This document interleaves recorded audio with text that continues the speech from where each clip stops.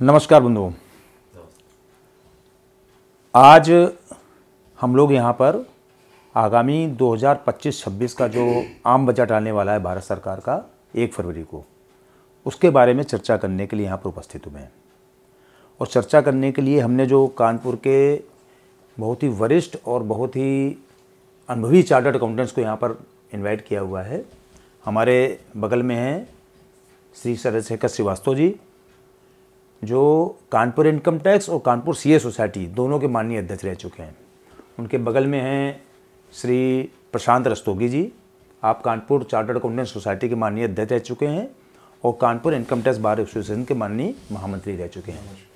उसके बगल में हैं हमारे श्री राहुल चंद्रा जी, जो कि Kanpur income tax bar association के और कानपुर सीए सोसाइटी के दोनों के सेक्रेटरी रह चुके हैं। माननीय Raju Gupta ji, Kanpur income tax bar association के विभिन्न पदों पर रहते हुए माननीय महामंत्री रह चुके हैं Kanpur income tax bar association के। और उनके बगल में हैं नितिन सिंह जी, आप जो हैं युवा हैं, देखने में लगते हैं युवा है लेकिन अनुभवी भी हैं, और आपका जो रुचि जो है थोड़ा टेक्नोक्रेटी, जो मतलब जैसे नहीं, जो अपने प्रोफेशन में टेक्निक का जहाँ पर उपयोग होता है उसकी तरफ ज़्यादा है, तो उसकी तरफ इनका ध्यान ज़्यादा रहता है।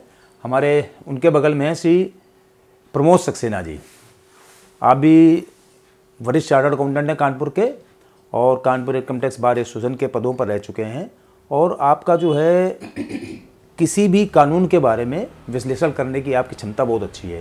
इसलिए हमने इन सब लोगों को आज यहाँ पर आमंत्रित किया है कि आप लोग यहाँ पर आएँ, और यहाँ पर आज हम लोग बजट में बीइंग ए प्रोफेशनल, मतलब हम लोग चूँकि सारे लोग चार्टर्ड अकाउंटेंट हैं, बेसिक क्वालिफिकेशन लोगों की, तो हम लोग बीइंग ए प्रोफेशनल अपने वित्त मंत्री से, अपने भारत सरकार से क्या एक्सपेक्ट करते हैं कि आगामी बजट में क्या क्या प्रोविज़न आएँ या क्या क्या परिवर्तन हो, जिससे कि हम लोगों की जो टैक्सेशन की व्यवस्था है, कर पानी जो है वो बेहतर हो सके।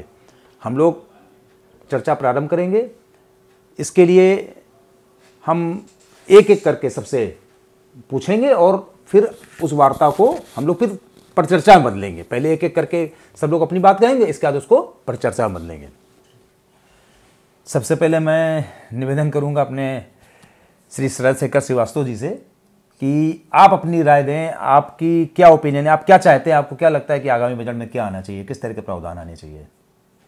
धन्यवाद दीप जी, इस परिचर्चा में शामिल करने के लिए आपका बहुत बहुत धन्यवाद। जैसा कि हम लोग इस प्रोफेशन को बिलोंग करते हैं, तो जो बेसिक चीज़ें या बेसिक प्रॉब्लम्स सामने आती हैं एक एसएससी के लिए, उसके बारे में मैं एक पॉइंट पे रेज़ करना चाहता हूँ आप सब लोगों का ध्यान, कि जनरली सारे मिडिल क्लास के लोग, जो सैलरीड एम्प्लॉय भी हो सकते हैं या आपके बिजनेसमैन भी हो सकते हैं, ये काफ़ी कुछ टैक्स के रूप में अपना कंट्रीब्यूशन करते हैं।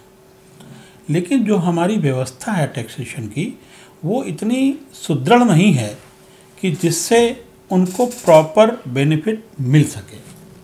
तो मेरा कहना ये है कि कम से कम जो स्लैब बने हुए हैं, इसका टैक्सेशन के अलग अलग हैं, कम से कम 15 लाख रुपए तक की इनकम पे टैक्सेशन नहीं होने चाहिए। मतलब बेसिक एग्जम्पशन लिमिट 15 लाख होनी चाहिए। बेसिक करें या किसी भी छूट की तरह से कर दें, ये कोई मतलब नहीं है।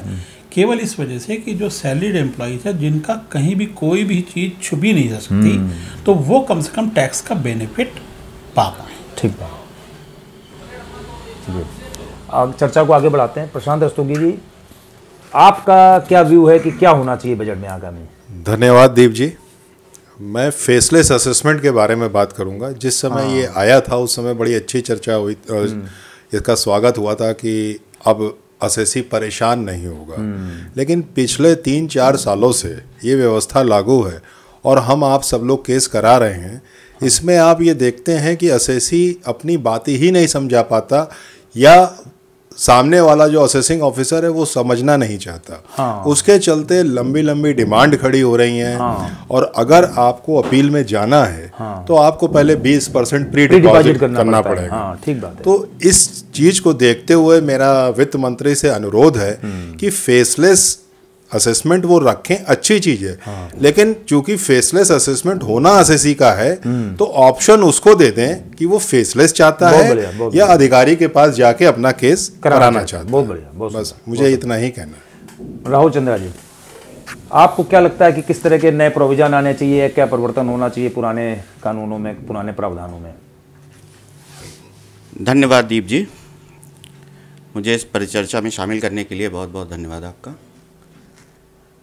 वैसे तो कई पॉइंट हैं जो कि डिस्कशन में आने चाहिए, लेकिन मुझे एक पॉइंट इस परिचर्चा में लाना ज़रूरी लगता है कि कैपिटल गेन में जो index value, cost of inflation वाला जो वैल्यू है, वो उन्होंने जो ख़त्म किया है 1 जुलाई 2024 से, उसको दोबारा लाया जाना मेरे ख्याल से ठीक रहेगा। ठीक बात है, क्योंकि जिन लोगों ने पहले से प्रॉपर्टी खरीद रखी है और उनके दिमाग में उस तरीके का टैक्स प्लानिंग है कि हम इस प्रॉपर्टी को इस इन्फ्लेटेड वैल्यू पे बेचेंगे तो हमारा ये बेनिफिट हो जाएगा, वो आज की डेट में उनके हिसाब से ज़ीरो हो गया। तो मुझे ऐसा लगता है कि इस चीज़ को आगे बढ़ाना चाहिए और इस इंडेक्स वैल्यू को फिर से वापस लाना चाहिए और दोनों में कंपैरिजन होना चाहिए कि एसएससी को मालूम होना चाहिए कि हमें ये वाला ऑप्शन लेना है या ऑप्शन बी लेना है। ऑप्शनल कर देना, ऑप्शनल कर ठीक बात है, ठीक बात है। हाँ राजीव जी, आपको क्या लगता है कि किस तरह के क्या परिवर्तन, क्या? नमस्ते दीप जी, मेरा तो वित्त मंत्री से एक विनम्र निवेदन है, जो उन्होंने ये 87A ला के नई स्कीम न्यू रिजीम ला के उसमें 80C और 80D वगैरह खत्म किए, 80 सेक्शन खत्म कर दिए। उसमें कुछ सेक्शन दीप जी इतने इम्पोर्टेंट है जिससे लाइफ, समाज और देश बिल्कुल बिल्कुल बिल्कुल बिल्कुल उन सब पे फर्क पड़ता है। जैसे 80C है, उसमें LIC वगैरह की छूट मिलती थी, जो वो छूट मिलने की वजह से लोग कराते थे। लोग इसी लालच में कराने से क्या होता है, कभी कोई किसी को दिक्कत हो गई, हस्बैंड को दिक्कत हो गई, जो मेन कमाने वाला आदमी है, तो उसकी वाइफ रोड पे नहीं आती है, क्योंकि उसको धन मिल गया, LIC से जो मैच्योरिटी मिल गई, उससे वो कम से कम अपना जीवन टैक्स बचाने के लालच में इन्वेस्टमेंट कर लेता है, टैक्स बचाने के लालच में इन्वेस्टमेंट कर लेता है, इस बहाने से इन्वेस्ट कर लेता था, जबकि उसमें रिटर्न इन्वेस्टमेंट कम होता, रिटर्न कम होता है, उसके बाद भी करता था, 1.5 लाख की छूट मिलती थी उसको। एक ऐसे ही 80D का प्रोविजन था। बिल्कुल ठीक बात है। आज इतना मेडिकल में इतनी महंगाई हो गई, बहुत खर्चा होता है, हॉस्पिटल एक बार नर्सिंग होम आप चले जाइए आप, वो भी 25,000 की छूट मिलती थी। बिल्कुल ठीक बात है। 25,000 माँ बाप की छूट मिलती थी, तो वो छूट भी खत्म कर दी, क्योंकि उस छूट उसको कराने से, खासतौर से जैसे शरद भैया ने कहा है कि सैलरीड वालों को क्योंकि कंपलसरी दिखाना पड़ता, सब इनकम सब होता है सब, तो वो छूट जरूर लेते थे, तो उनकी एक सोशल सिक्योरिटी ये बनी रहती थी, उनकी फैमिली की बनी रहती। बिल्कुल बात है, बिल्कुल। तो हमको लग रहा है कि भारतवर्ष की अर्थव्यवस्था की रीढ़ जो है यहाँ की बचत को माना जाता है, क्योंकि यहाँ जो लोग बचत करते हैं उसी से अर्थव्यवस्था इतनी मजबूत बनी हुई है। ये मतलब मुख्य जो मतलब पूरे विश्व की अर्थव्यवस्था में जो भारत की अर्थव्यवस्था अलग मानी जाती है। हमको लगता है ये सेक्शन लाए इसीलिए गए थे कि अर्थव्यवस्था को वो बिगड़ने न दे, मजबूती प्रदान करने के लिए। क्योंकि कोई भी परिवार मेडिकल के थ्रू अगर रोड पे आ गया या 80 उसके लाइफ खत्म होने से आ गया, तो इससे देश पर भी प्रभाव पड़ता है। बिल्कुल सही है। तो उनसे वित्त मंत्री से विनम्र निवेदन है कि इन सेक्शनों को साथ में छूट बढ़ाते हुए लाना चाहिए। बिल्कुल सुंदर, बहुत सुंदर है, धन्यवाद। नितिन जी, आपने कुछ टेक्नोलॉजी के बारे में किसी चीज जी? इस बार जो बजट से मेरी अपेक्षाएं वो GST को लेकर है। आज के समय में GST आप देखेंगे रजिस्ट्रेशन के रिक्वायरमेंट, जैसे सर्विस सेक्टर है तो 20 लाख की लिमिट है, ठीक बात, और जो गुड्स सेल करते हैं उसमें 40 लाख की लिमिट है। तो सबसे पहले तो इस लिमिट को 7 साल पहले ये लागू किया गया था, आज भी वही लिमिट चल रही है, तो सबसे पहले तो इस लिमिट को बढ़ाया जाना चाहिए। बिल्कुल ठीक है, बिल्कुल ठीक। दूसरा, तो क्या एक्सपेक्टेशन आपकी कितनी होनी चाहिए लिमिट? ये सर ये या तो बढ़ के कम से कम 50 लाख या 60 लाख, जो सरकार को उचित लगे वो करें। ठीक बात, ठीक है। दूसरा क्या होता है कि कई सप्लाई ऐसी होती है जिसमें हम ये डिसाइड नहीं कर पाते कि ये गुड्स है या हम सर्विस प्रोवाइड कर रहे हैं।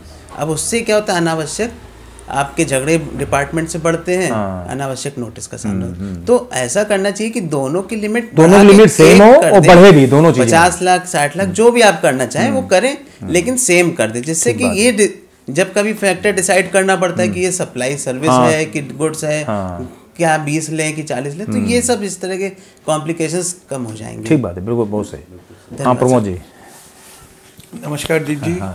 आपने इस परिचर्चा में हमें सम्मिलित करके मतलब मुझे बड़ी खुशी हुई, और जो कि प्री बजट में अभी हम लोग ने जो पॉइंट रखे हैं वो बहुत वैलिड हैं। हालांकि मुझ में इसमें केवल एक एड ऑन मुझे को लग रहा है कि जो न्यू स्कीम में सारी चीज़ें तो हटा दी हैं, राजू भाई ने बहुत अच्छा कवर किया कि डिडक्शंस के मामले में, लेकिन अगर कुछ भी ना हो पाए कम से कम इंटरेस्ट ऑन हाउसिंग लोन जो है वो न्यू स्कीम में बिल्कुल सही, बिल्कुल कवर होना चाहिए। लोगों ने पहले से लोन ले रखा है, प्लान कर रखा है, उनका एक मेजर अमाउंट जो है ईएमआई के रूप में जा रहा है, बहुत सही। और उनको ये बड़ी उम्मीदें थी कि हमें इसमें इनकम टैक्स का 2 लाख रुपए तक का बेनिफिट मिलता था, और वो सब नहीं मिल रहा है उनको।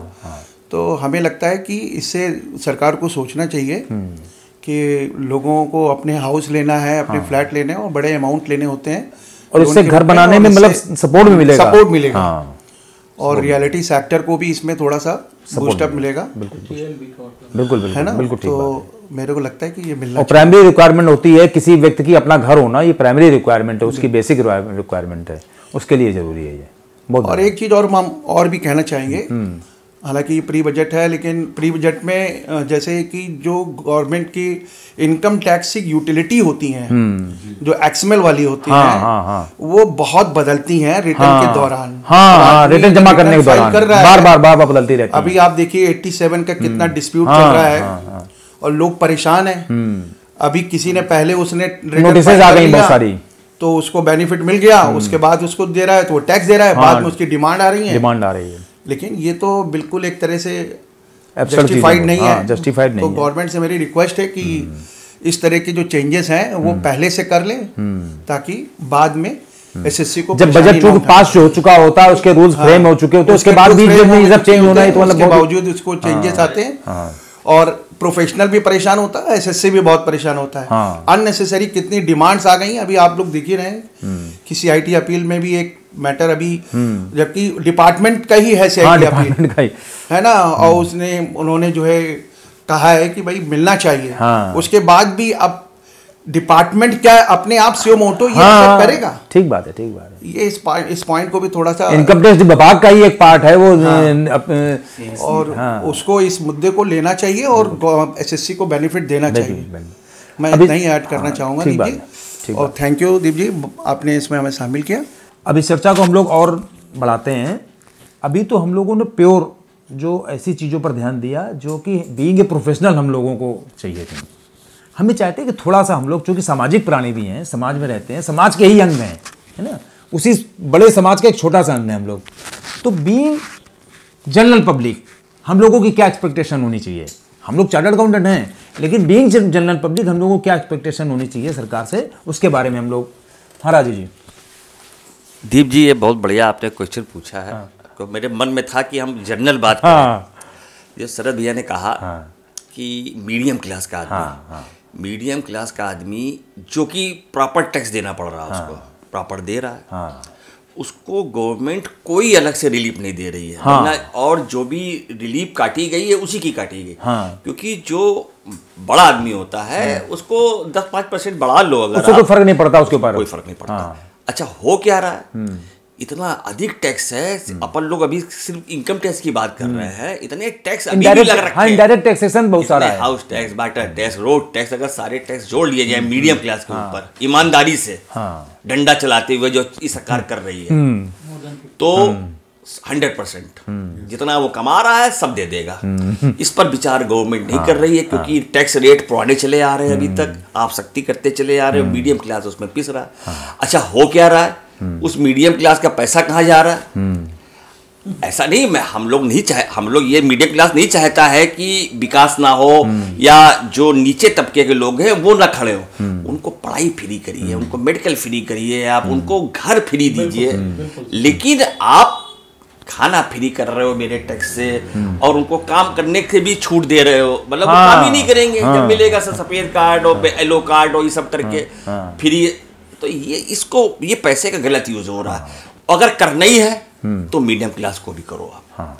मीडियम क्लास को मतलब इस लिमिट को बढ़ाया जाना चाहिए, कुछ ऐसे लोगों को भी इसका बेनिफिट मिले जो वास्तव में इसके उसके वो लोग अधिकारी पूरा है, अगर वो ईमानदारी लोग भी अधिकारी हैं, जैसे बीपीएल को कर रहा है ऐसे एपीएल को भी एपीएल को भी करें। एपीएल को करना चाहिए। और ये गवर्नमेंट को इस लिहाज से सोचना चाहिए, इससे मीडियम क्लास ही केवल खत्म कर हो रहा है, जिसको रोकना चाहिए। और समाज तभी चलेगा जब तीनों क्लास चलेंगे, ठीक बात है, 2 क्लास से नहीं चलेंगे। धन्यवाद भैया। हाँ मैं राजीव जी की बात को आगे बढ़ाते हुए कह रहा हूँ कि जैसे राजीव जी ने कहा कि सारी सुविधाएं गवर्नमेंट एक वर्ग को देती जा रही है, उसके साथ साथ हमारी जो प्रतिभा है उसके साथ भी अन्याय हो रहा है आरक्षण के रूप में। अब आप ऐसे समझ लीजिए कि अगर चोर ग्रेजुएट हो जाएगा और दरोगा 10वीं पास होगा तो क्या आप समाज का भला कर पाएंगे? तो सरकार को इस दिशा में भी सोचना चाहिए कि आप उनको उनका स्टेटस उठाइए, उससे हमें कोई दिक्कत नहीं है, लेकिन जिस समय आप सिलेक्शन करते हैं जो हमारी प्रतिभाएं हैं उनका सम्मान होना चाहिए। किसी बच्चे को ये ना लगे कि मैं तो सामान्य वर्ग में हूँ, मेरे को अगर 97 परसेंटाइल या परसेंट नहीं आए मुझे तो एडमिशन मिलेगा नहीं। तो ये भेदभाव भी ख़त्म करना चाहिए, इससे समाज में विकृतियाँ बढ़ रही हैं। और जो एक बार इन्होंने शुरू में कहा था 80C और 80D, सर ये सोशल सिक्योरिटी के मेज़र है। मैं अपनी बात करता हूँ कि हम लोग सेविंग इसीलिए करते हैं कि ये 1.5 लाख रुपए से हमारा टैक्स कम हो जाए या 25,000 रुपये से हमारा टैक्स कम हो जाए, लेकिन इसका बेनिफिट स्वयं जो करता है उसको नहीं मिलता है, उसके परिवार को मिलता है या समाज को मिलता है। और गवर्नमेंट का कहीं ना कहीं एक उद्देश्य तो समाज के लिए होता है। तो इस अपने मतलब वित्त मंत्री से प्रार्थना करूंगा कि इन चीज़ों पे वो सहानुभूतिपूर्वक विचार करें, सिर्फ उसको डेफिसिट और सरप्लस का बजट को एक मैटर ना बनाएं। ठीक। दीप जी, आपने जैसे बताया कि अभी हम लोग ने टैक्सेशन जीएसटी पे बात की, हाँ, लेकिन इसके अलावा भी बजट जो है हमारी भारतीय अर्थव्यवस्था के लिए भी बहुत ज़रूरी है और हमें उन बिंदुओं पर भी चर्चा करनी चाहिए। हालांकि सरकार का उद्देश्य हमेशा ये होता है कि हमारे देश में कंजम्पशन बढ़े, और कंजम्पशन कैसे बढ़ेगा उसी को ध्यान में रखते हुए सरकार टैक्सेशन में चेंजेस करती है। जैसे कि न्यू स्कीम और पुरानी स्कीम में उन्होंने यही लाए थे कि जो नई पीढ़ी के लोग हैं वो उनके पास पैसा अधिक हाथ में रहे और वो अपने मन के मुताबिक उसको खर्च कर पाए। और खर्च बढ़ने से, कंजम्पशन बढ़ने से डिमांड क्रिएट होती है और डिमांड से हमारी अर्थव्यवस्था बड़ी होती है। मैन्युफैक्चरिंग और सप्लाई ये बड़ा सपोर्ट मिलता है। और गवर्नमेंट का उद्देश्य भी यही है कि हमारी अगर जो इंडियन इकोनॉमी है अगर थर्ड पोजीशन में आएगी तो वो तभी आ पाएगी जब हमारा कंजम्पशन बढ़ेगा और हम इंपोर्ट करने के बजाय हम अपने मैन्युफैक्चरिंग पे बेस रहे हैं। और जैसा गवर्नमेंट ने बहुत अच्छे पॉलिसीज़ भी ला रहे हैं और जो नई नई टेक्नोलॉजी है उस इन पर भी बहुत काम हो रहा है। लेकिन मेरा एक इसमें ऐड करना चाहता हूँ कि हमारे यहाँ रिसर्च पे जैसे पिछले साल गवर्नमेंट ने बहुत बड़ा बजट रखा था। और क्योंकि कोई भी कंट्री तभी सरवाइव कर सकती है लॉन्ग टर्म में जब उसका रिसर्च बहुत स्ट्रांग होगा। और बहुत सारी कंट्रीज के एग्जाम्पल हैं कि वहाँ के 2-4 प्रोडक्ट ही उस पूरी कंट्री को चला रहे हैं, और वो लंबे समय से चला रहे हैं। जैसे कि आप जर्मनी में अगर देखें तो हम लोग ऑटो में देखते हैं BMW और मर्सिडीज है, प्रीमियम प्रोडक्ट बेच रहे हैं, कोई कंपटीशन नहीं है और उसकी प्रीमियम वैल्यू ले रहे हैं और बहुत बड़ी ताकत रहती है। ठीक बात। ऐसे हमारे कंट्री में बहुत सारे ऐसे प्रोडक्ट निकलने चाहिए टेक्नोलॉजी में, AI में, रिसर्च में, जो लंबे समय तक उसकी हमें रॉयल्टी मिलती रहे, उसका लंबे समय तक हमें प्रीमियम मिलता रहे इंटरनेशनल मार्केट में। वो तभी मिलेगा जब हम क्वालिटी बेस होंगे और मजबूत रिसर्च बेस होंगे। प्रमोद जी, आपने इस चर्चा को बिल्कुल एक दूसरा व्यू देने का प्रयास किया है। अब हम चर्चा को उसी तरफ ले जाना चाहते हैं कि जो बजट क्या होता है? बजट होता है एक्सपेंसेस का एलोकेशन, कि हम कहाँ किस मद में कितना खर्च करना चाहते हैं। सरकार ये बताती है अपने बजट से, बजट जब प्रेजेंट करती है कि हम इस मद में इतना खर्च करेंगे, एजुकेशन में इतना खर्च करेंगे, रक्षा में इतना खर्च करेंगे, है ना, और जो इंफ्रास्ट्रक्चर डेवलपमेंट है उसमें इतना खर्च करेंगे। तो इसमें हम लोगों की क्या ओपिनियन हो सकती है कि किस मद में कितना खर्च होना चाहिए, कितने % खर्च होना चाहिए, या किस मद को ज्यादा महत्व दिया जाना चाहिए? क्या लगता है? हाँ प्रमोद जी। दीप जी ने बहुत अच्छा आपने क्वेश्चन उठाया, मतलब पॉइंट उठाया है। देखिए, सरकार का जो कोई भी कंट्री हो, उसका जब तक इंफ्रास्ट्रक्चर स्ट्रांग नहीं होगा तो उसमें ग्रोथ में स्पीड नहीं आएगी। मतलब आपका कहने मतलब कि इंफ्रास्ट्रक्चर पर को सबसे ज़्यादा महत्व दिया जाना चाहिए। मैं एक एग्जांपल देता हूँ। जैसे कोई भी कंट्री है, उसका जो चरणबद्ध तरीके से डेवलपमेंट होता है वो कैसे होता है, आप कंजम्पशन से आइडिया लगा सकते हैं कि जैसे जैसे आदमी की पर कैपिटा इनकम बढ़ती है तो सबसे पहले जो कंजम्पशंस बढ़ते हैं वो इलेक्ट्रॉनिक आइटम्स के बढ़ते हैं। करेक्ट। जैसे आपकी पर कैपिटा इनकम बढ़ी तो आपने रेफ्रिजरेटर लिया है, टीवी लिया है, फिर आगे टीवी रिप्लेस करेंगे, फिर आप कार लाएंगे, तो इलेक्ट्रॉनिक या ऑटो ये इसका कंजम्पशन बढ़ेगा। फिर जब नेक्स्ट लेवल पे पर कैपिटा इनकम पहुंचती है तो फिर आपके ब्यूटी आइटम बढ़ते हैं। ब्यूटी प्रोडक्ट जितने भी कंजम्पशन बढ़ता है वो सेकंड लेवल वाले इनकम के बढ़ते हैं, जिनकी अगर मान लो ये इनकम 50,000 है और जिनकी 2 लाख रुपए है, तो अगर आप उनके कंजम्पशन में देखेंगे तो उनके ब्यूटी प्रोडक्ट्स भी बहुत अच्छे बढ़ते हैं। लेकिन हम पॉइंट वो आ रहा है कि गवर्नमेंट को सबसे ज्यादा कहाँ खर्च करना चाहिए, सबसे ज्यादा धन किस मत पर देना चाहिए। पहला जो होता है कि आपका डिफेंस सिक्योरिटी, क्योंकि बिना सिक्योरिटी के कोई चीज पॉसिबल नहीं है। तो मेजर पोर्शन आपका डिफेंस पे जाता है। तो जब आपको पता हो कि आपके जो बॉर्डर्स हैं वो असुरक्षित हैं, तो डिफेंस एक बड़ा सेक्टर होगा जहां पर गवर्नमेंट को ज्यादा पैसा खर्च करना होगा।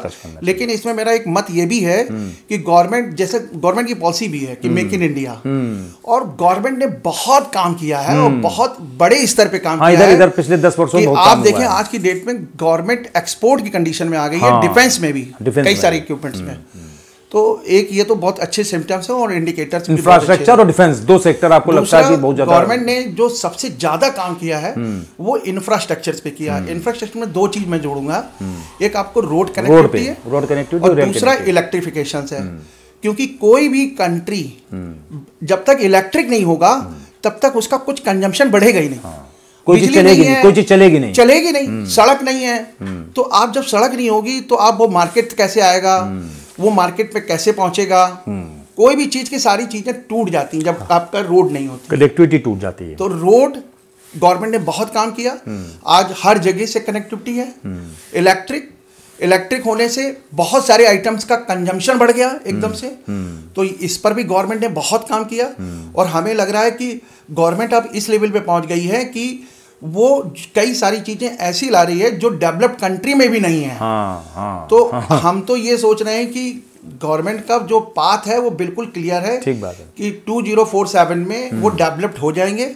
बस केवल मेरे को संदेह इतना है कि हम लोग की जो एवरेज एज है वो हमारी एवरेज 40 क्रॉस ना करे, क्योंकि अगर 40 क्रॉस कर जाती है एवरेज एज तो फिर हम मिडिल क्लास फैमिली में ट्रैप्ड हो जाएगी कंट्री। जैसे बहुत सारी कंट्री हैं जो डेवलप्ड इसलिए नहीं हुई कि वो उस लेवल पे पर कैपिटा इनकम पहुंची, लेकिन वहां की एवरेज एज जो है वो 45 क्रॉस कर गई। जब 45 किसी कंट्री की एज क्रॉस करती है तो वहां पर जो ग्रोथ है वो स्लो होने लगती है, एकदम से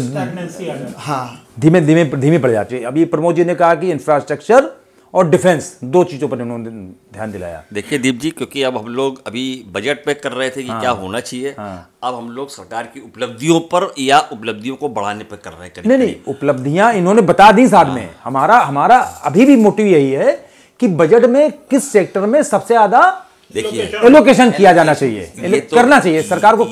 आगामी बजट में किसमें एलोकेशन करना चाहिए। प्रमोद जी ने भी इशारा कर दिया है कि हम लोग की सीमाएं जो हैं देश की चारों तरफ से असुरक्षित हैं। तो सबसे पहला तो हम लोग का लक्ष्य यही है कि हम लोग सुरक्षित रहें। इंफ्रास्ट्रक्चर भी तभी सुरक्षित रहेगा जब सीमाएं सुरक्षित रहेंगी। आपने इंफ्रास्ट्रक्चर में पैसा खर्च कर दिया, सीमाएं वैसी की वैसी हैं, सब ले जाएंगे उठा के। पहले भी ले गए, पहले भी ले गए, ठीक है। सैकड़ों सालों से यही होता रहा है, हम लोग डेवलप रहे और दूसरे लोगों ने लूटा। तो हम लोग का पहला लक्ष्य है, हम लोगों की सीमाएं सुरक्षित होनी चाहिए, हम लोगों का मैक्सिमम पैसा वहाँ हो, उसके बाद हम लोग का इंफ्रास्ट्रक्चर, और फिर यहाँ के रहने वालों का मेडिकल, जो हमने पहले भी कहा, मेडिकल में मतलब स्वास्थ्य व्यवस्था अच्छी होनी चाहिए। मुझको भी ये कहना पड़ रहा है कि गवर्नमेंट ने अभी समझ गए एक पॉलिसी इतनी, अभी तक आयुष्मान कार्ड लाए थे वो, लेकिन वो हमको नहीं समझ में आ रहा था सब। लेकिन अभी एक और लाए वो 70 साल के ऊपर वाला, और फिर 60 साल के ऊपर भी चल रहा है। इतनी बढ़िया स्कीम ले आए हैं, ये बहुत तारीफे काबिल है। बिल्कुल बिल्कुल सही। मेरे माता पिता ने सबसे पहले जैसे मालूम पड़ा तुरंत करवाया, वो जाके करा के आए अपने आप, क्योंकि उनका मेडिक्लेम भी नहीं हो सकता था।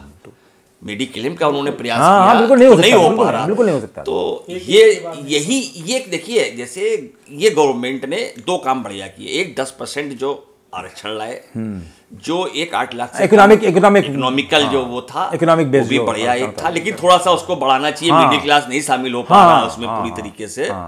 और दूसरा ये लाए, इसको भी उसको बढ़ा लें और इसको 50 की उम्र कर दें।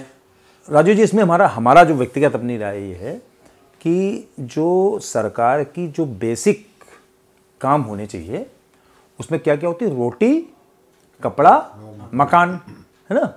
तो रोटी के लिए तो जैसा आपने पहले कहा कि सबको फ्री में अनाज बंट रहा है 80 करोड़ लोगों को, वो तो चल रहा है। कपड़े में हमें नहीं लगता है कि बहुत ज़्यादा समस्या है। कपड़े का उत्पादन भारतवर्ष में इसमें बहुत है और हर तरह का कपड़ा उपलब्ध है, सस्ते सस्ता भी उपलब्ध है और एक से एक महंगा भी कपड़ा उपलब्ध है। मकान की दिशा में भी सरकार के स्तर से भी और व्यक्तिगत स्तर पर भी बहुत काम हुआ है। मतलब जो इंफ्रास्ट्रक्चर की श्रेणी में ही आता है, लेकिन मकान बेसिकली जो मकान है, मकान में भी बहुत काम हुआ है। अब इसके बाद 2 चीजें और होती हैं, एक होती है शिक्षा और दूसरा होता है स्वास्थ्य।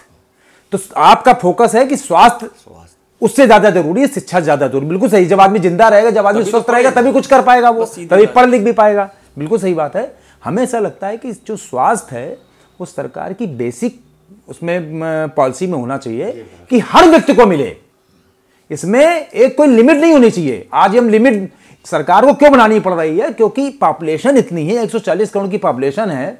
अगर वो जैसे जब कोरोना के टीके लगने चालू हुए थे तो उसमें भी यही हुआ था कि पहले इनको टीका लगेगा, पहले जो स्वास्थ्य कर्मी है उनको लगेगा, पहले जो बीमार है उनको लगेगा, पहले जो बुजुर्ग है उनको लगेगा। ये इस तरीके से क्लासिफिकेशन इसलिए किया गया था कि पहले उन लोगों को लग जाए जिनको उसकी ज्यादा आवश्यकता है। इसी तरीके से हमें लगता है कि स्वास्थ्य के क्षेत्र में भी पहले जिनको ज्यादा आवश्यकता है उनको पहले मिल जाए, लेकिन मिलना सबको चाहिए और सबको फ्री ऑफ कॉस्ट मिलना चाहिए। फ्री ऑफ कॉस्ट इसलिए कि आदमी बीमार पड़े तो कम से कम उसको इस बारे में ना सोचना पड़े कि हम बीमार पड़ेंगे तो हमारा क्या होगा। मतलब सरकारी स्वास्थ्य की व्यवस्था, सरकारी जो अस्पताल है उनकी व्यवस्था इतनी अच्छी होनी चाहिए कि वहां आदमी जाए, भर्ती हो जाए और स्वस्थ होकर वहां से निकले। पहली बात तो बीमार ना पड़े, भगवान करे, अगर बीमार पड़े तो कम से कम इस तरह की व्यवस्था रहे। हमें ऐसा लगता है। लेकिन ये जो धीमे धीमे कदम उठ रहे हैं ये सही दिशा में कदम है, इनको और ठीक करने की जरूरत है। ये हमने बताया ना, बिल्कुल ठीक है। 8 लाख को थोड़ा सा बढ़ा दिया जाए और इसको 50 की उम्र कर दी जाए, तो इसमें मैक्सिमम लोग कवर हो जाएंगे। जैसे हम ही लोग अभी हमारे ही रिन्यू आ रहा है तो फिर उसमें प्रीमियम बढ़ा दिया, फिर प्रीमियम तो हमको लग रहा है कि बंद कर दें क्या अपना। ठीक बात है, ठीक बात है, ठीक। क्योंकि अभी जो मेडिक्लेम वाला केवल इसीलिए लेना पड़ रहा है क्योंकि हम लोग कवर नहीं है उन सारी चीजों से। बात आप लोगों की बिल्कुल सही है।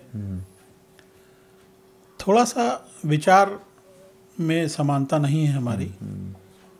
नहीं, हम ये चाहते हैं समानता की बात नहीं, थोड़ा डिफरेंट होगी, ओपिनियन डिफरेंट है, यही कह सकते हैं आप। मेरा कहना ये है कि इस चीज का भी ध्यान रखना चाहिए कि जो टैक्स पेयर है उसको कुछ एक्स्ट्रा फैसिलिटी जरूर। बहुत बढ़िया बात, ये बहुत बढ़िया विषय आपने उठाया है, ठीक बात है। सब कुछ चल रहा है, ये विषय भी कहीं बीच में आया था। तो ये इतना जरूरी है। आप ये देखिए कि हमारी 140 करोड़ की जनसंख्या है और उसमें कितने टैक्स, 8-10 करोड़ मुश्किल से लोग टैक्स दे रहे हैं, और उसमें से कितने लोग टैक्स बिलो टैक्सेबल लिमिट से ऊपर हैं। सही ये सब भी ध्यान रखिए और उनको बूस्ट अप करने के लिए हमें लगता है कि जो टैक्स पेयर को अलग से कुछ ना कुछ बेनिफिट मिले, कुछ उनको कहीं ना कहीं प्रिविलेज मिले, किन्हीं चीजों में उनको प्रिविलेज मिले, कुछ अलग से सुविधा मिले, कुछ अलग से सम्मान मिले, कुछ ना कुछ इस तरह के जरूर। और एक रिक्वेस्ट हम आपसे और करना चाहते हैं, हमसे या वित्त मंत्री से, आपसे, अच्छा, कि इस चीज के लिए कि क्या करना चाहिए या क्या फैसिलिटीज हो सकती है, इसके लिए एक स्पेशल परिचर्चा करिए। ठीक है, ठीक है, जो कम से कम थोड़े समय में हम लोग सबके व्यूज वहां तक पहुंचे या उनको एग्जिस्ट बनाकर बिल्कुल भेज सकते हैं। बहुत बढ़िया, बहुत बढ़िया। बस इतना ही हम लोग इसी बारे में कि केवल टैक्स पेयर को क्या क्या सुविधाएं और मिलनी चाहिए इसके बारे में अलग से चर्चा करेंगे। बिल्कुल ठीक बात है, बहुत बढ़िया। जैसा अभी शरद जी ने कहा कि जो टैक्स पेयर हैं उनको कुछ प्रिविलेज मिलना चाहिए, तो उसको बात सही है, इसके लिए हम फिर से कोई चर्चा कर सकते हैं। लेकिन 2-3 बहुत छोटी छोटी प्रिविलेज हैं जो देनी चाहिए सरकार को।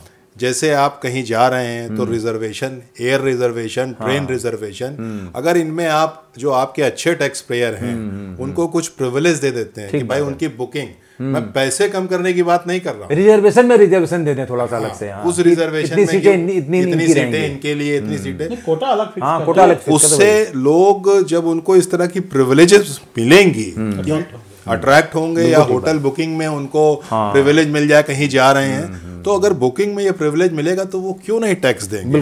जैसे इसका उदाहरण है कि 3 साल का हम लोग रिटर्न भर के बैंक में जा सकते हैं। हाँ, बैंक वाले देखते हैं कितना टैक्स पे किया है, तो आप इतने लोन के आप हकदार हैं। तो वहाँ जैसे प्रिविलेज मिलती है, प्रशांत भाई ने कहा है, वैसे प्रिविलेज अगर हर चीज मिलने लग जाए तो आदमी निश्चित है रिटर्न भरेगा, कुछ टैक्स जमा करेगा कि भैया 15,000 मेरा जमा कर दो इस साल, 20,000 मेरा जमा। प्रमोद जी भी कुछ कहना है? हाँ, पहले 1 मिनट। हाँ, मैं थोड़ा सा अलग बात इस प्रिविलेज के अलावा भी करना चाहूँगा कि जैसे कि जो टैक्स पे करते हैं और जो रेगुलर तरीके से अपने सारे ड्यूज़ दे रहे हैं, कभी कभी ऐसा होता है कि जैसे कोई अधिकारी वगैरह, जैसे अधिकारियों से उनकी नहीं बनी किसी बात को लेके, या कंसेंसस नहीं आई हमारी उनसे लेके, तो एक हैरेसमेंट चालू हो जाता है और उसकी कोई सुनवाई ऊपर तक नहीं है। आप उसको अपील करिए, अपील में 20% जमा करिए, इस तरीके का कोई एक फॉर्मेट तैयार हो जाना चाहिए कि अगर हमारा इस लेवल का टैक्स पेयर है तो कम से कम इसका